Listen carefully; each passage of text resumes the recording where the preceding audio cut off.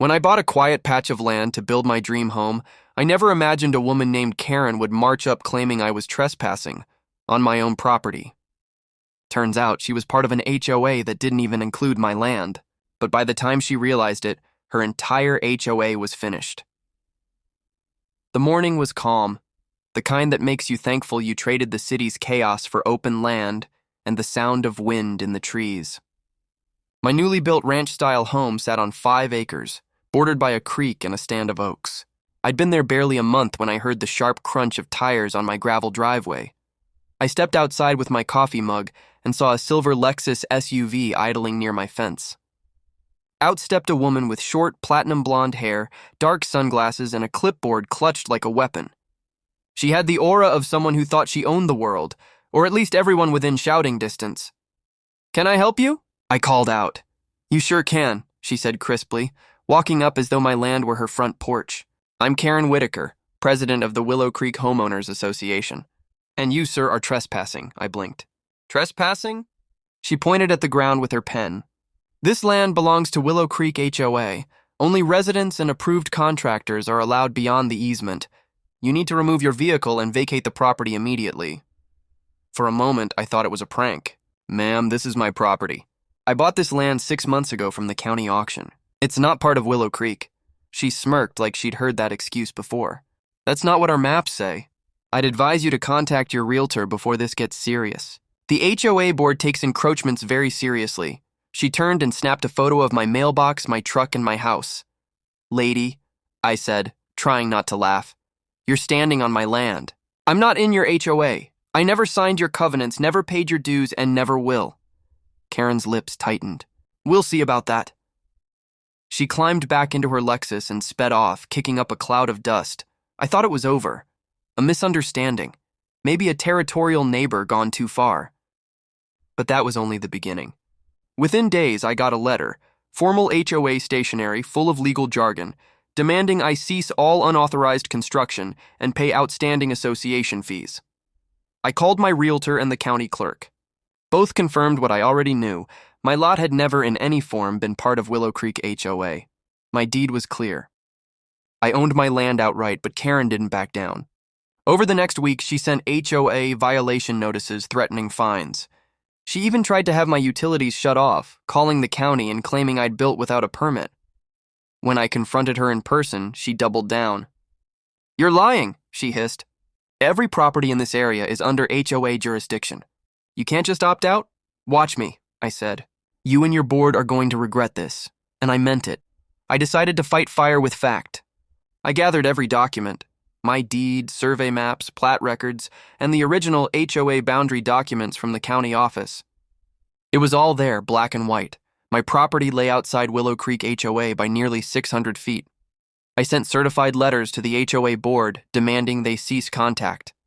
But Karen didn't respond. Instead, she escalated. A week later, I found new signs hammered into my property line. Private property, HOA members only. She had even spray painted the HOA logo onto my fence. That was it. I called the sheriff's office. The deputy who showed up, a tall man named Porter, listened carefully as I explained everything. He frowned when he saw the signs. "She did this without your permission?" he asked. "Yep, and she's trying to claim I'm part of her HOA." Porter chuckled. "Karen Whitaker!" "Oh, I've heard of her. Caused a mess last year trying to annex the old Miller farm. I'll talk to her." But when he returned from her house an hour later, he looked frustrated. "She claims your lot used to be HOA property and that you forged your deed. She's already called the county office. I could hardly believe it." The woman was rewriting reality. That night, my wife Jenna and I decided to get serious. Jenna was a paralegal, sharp as a blade when it came to legal strategy. Together, we drafted a cease and desist letter and filed a harassment complaint with the sheriff's department. But what really changed the game was what we discovered next. While combing through county records online, Jenna found something shocking. Karen had been secretly lobbying to expand the HOA's jurisdiction by altering public maps. She'd even filed preliminary paperwork with the zoning board, using falsified signatures from neighboring property owners. My name was on that list, forged. We immediately contacted the county zoning board and the district attorney's office, providing proof. The DA's investigator called back within days. "Mr. Turner, thank you for bringing this forward," he said. "It looks like Mrs. Whitaker's HOA has been overstepping its boundaries for years, literally." Meanwhile, Karen was still at it. She started patrolling the road near my home with a clipboard, snapping photos and writing violations. Her latest letter demanded I remove my unapproved structure, meaning my house. I was done being polite.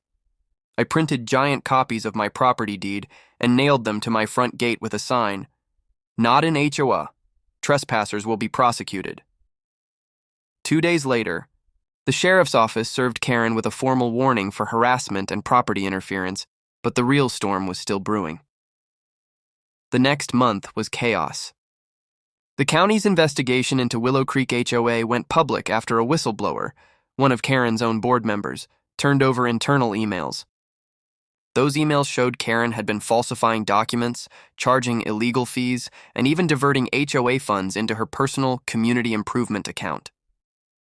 The news spread like wildfire. Local outlets ran headlines like, "Willow Creek HOA under investigation for fraud, and residents accuse HOA president of extortion." Karen's perfect suburban kingdom crumbled overnight. One morning, I was drinking coffee on my porch when a convoy of county vehicles rolled past. Code enforcement, auditors, even the sheriff. They headed straight for the HOA clubhouse. By noon, Karen was standing on the curb, shouting at officers as they carried boxes of records out of the building. The look on her face when she saw me watching was pure venom. She stormed over. "You did this!" "No," I said calmly. "You did." She jabbed a finger toward my property. "You think this is over? You think you can just ruin me?" I smiled. "Karen, you tried to claim my land. You forged documents. You threatened my family. You made your bed. Now you get to lie in it." The county's investigation didn't just expose her lies. It dismantled the HOA entirely. Within 2 weeks, the board voted to dissolve the association to avoid further legal penalties. Homeowners were notified that all dues were suspended indefinitely pending court review. Karen, however, wasn't done humiliating herself. She tried to sue me personally for defamation and damages. The judge threw it out in 5 minutes flat after reviewing my property records. And the best part? The judge ordered Karen to pay my legal fees. Months later, the land once marked as Willow Creek HOA became what it was meant to be, free, open, and peaceful again. My neighbors stopped by to thank me for standing up to her tyranny. Karen sold her house quietly a few months after the court ruling.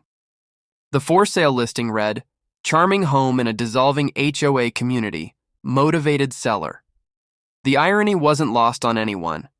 Now, every time I sit on my porch and look across the creek, I remember how one person's greed tried to strip away my peace, and how standing up, with truth and persistence, burned her little empire to the ground. The HOA is gone. My land is mine. And Karen? She's just a story people whisper about when they drive by the old Willow Creek sign, the one I now use for target practice.